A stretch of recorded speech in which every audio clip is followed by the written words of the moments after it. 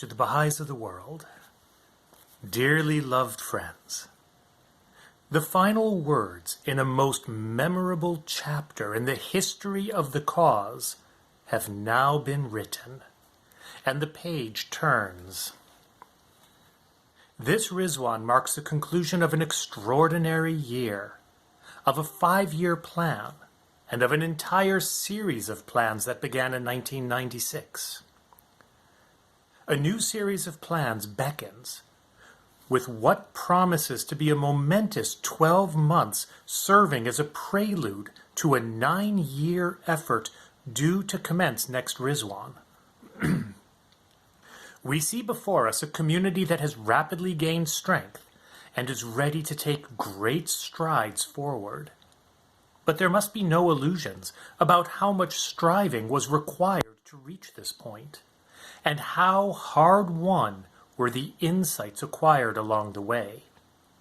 The lessons learned will shape the community's future, and the account of how they were learned sheds light on what is to come.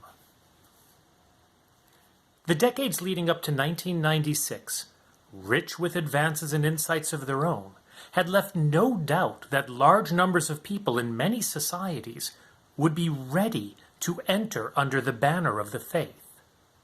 Yet, as encouraging as instances of large-scale enrollment were, they did not equate to a sustainable process of growth that could be cultivated in diverse settings. Profound questions faced the community which, at that time, it had insufficient experience to answer adequately. How could efforts aimed at its expansion proceed hand in hand with a process of consolidation and resolve the long-standing, seemingly intractable challenge of sustaining growth? How could individuals, institutions, and communities be raised up that would be capable of translating Baha'u'llah's teachings into action? And how could those who were attracted to the teachings become protagonists in a global spiritual enterprise? So it was that, a quarter of a century ago, a Baha'i community that could still count 3 hands of the cause of God in its front ranks embarked on a 4-year plan, distinguished from those that came before it by its focus on a single aim, a significant advance in the process of entry by troops. This aim came to define the series of plans that followed. The community had already come to understand that this process was not just entry into the faith of sizable groups, nor would it emerge spontaneously. It implied purposeful, systematic, accelerated expansion and consolidation.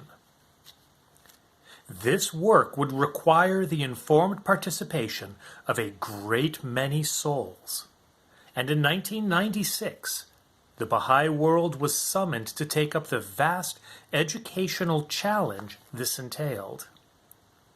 It was called to establish a network of training institutes focused on generating an increasing flow of individuals endowed with the necessary capacities to sustain the process of growth. The friends set about this task, aware that, notwithstanding their previous victories in the teaching field, plainly they had much to learn about which capacities to acquire, and crucially, how to acquire them. In many ways, the community would learn by doing, and the lessons it learned, once they had been distilled and refined by being applied in diverse settings over time, would eventually be incorporated into educational materials. It was recognized that certain activities were a natural response to the spiritual needs of a population. Study circles, children's classes, devotional meetings, and later junior youth groups stood out as being of central importance in this regard. And when woven together with related activities, the dynamics generated could give rise to a vibrant pattern of community life. And as the numbers participating in these core activities grew, a new dimension was added to their original purpose. They came to serve as portals through which youth, adults, and whole families from the wider society could come into an encounter with the revelation of Baha'u'llah.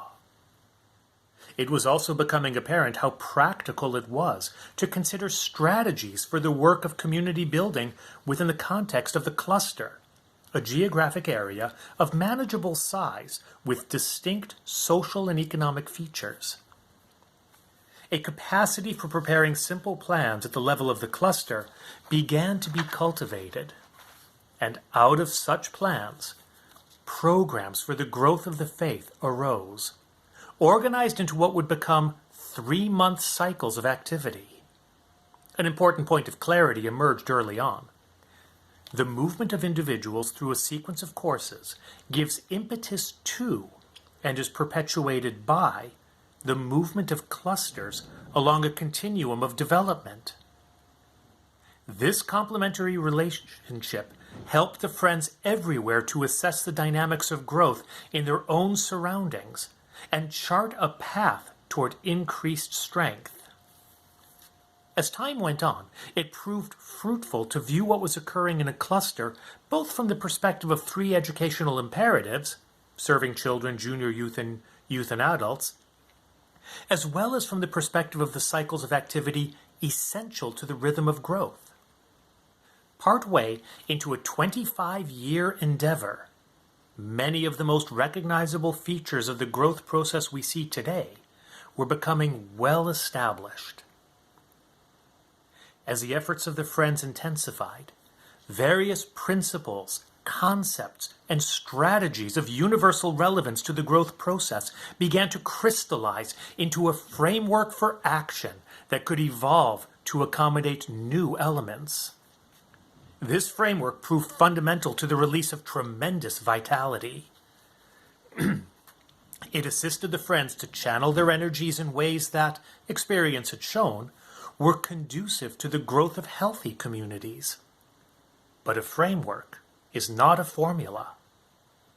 By taking into account the various elements of the framework when assessing the reality of a cluster, a locality, or simply a neighborhood, a pattern of activity could be developed that drew on what the rest of the Baha'i world was learning, while still being a response to the particulars of that place.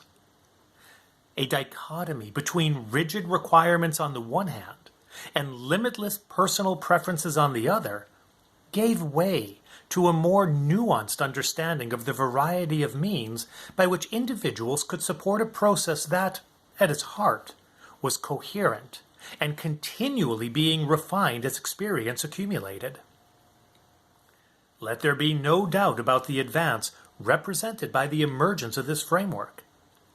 The implications for harmonizing and unifying the endeavors of the entire Baha'i world and propelling its onward march were of great consequence.